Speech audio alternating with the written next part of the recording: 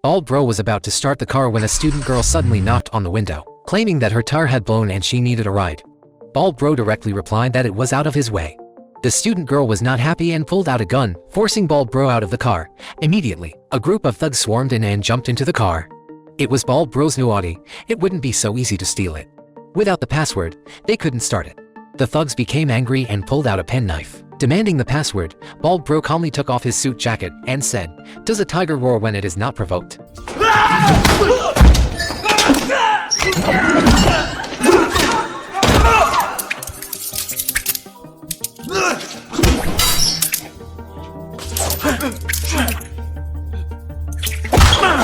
He effortlessly knocked them all down. The student girl was frightened and started threatening Bald Bro to raise his hands. Being stubborn, Bald Bro ignored her and put on his jacket. He asked why she wasn't doing her homework. The student girl quickly apologized. 好吧，对不起。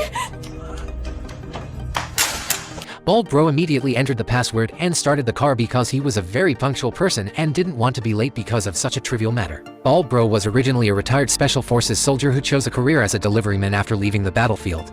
Unfortunately, this industry was full of guilt, and on top of that, his Audi only liked fueling up at bars. Over time, he couldn't make enough money and ended up working at a gas station to make ends meet. For survival, Bald Bro started taking unconventional routes and delivered items that regular delivery companies wouldn't. Today, his order was to take a little boy to get vaccinated.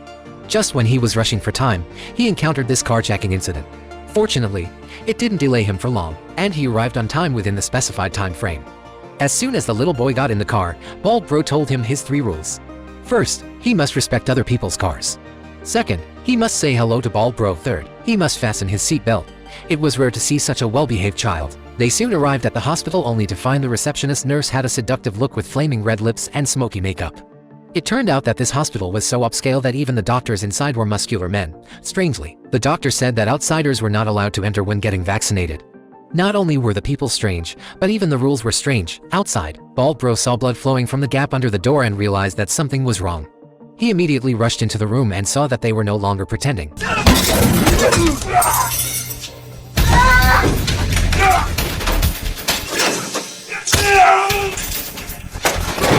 While fighting, Bald Bro took the opportunity to kick open the ventilation duct and stuff the little boy inside before continuing the fight. It was difficult for Bald Bro to fight against 2 people alone, and he was being suppressed. The little boy crawled out and Bald Bro told him to run quickly. Just as the little boy was about to crawl towards another exit, Bald Bro seized a weapon.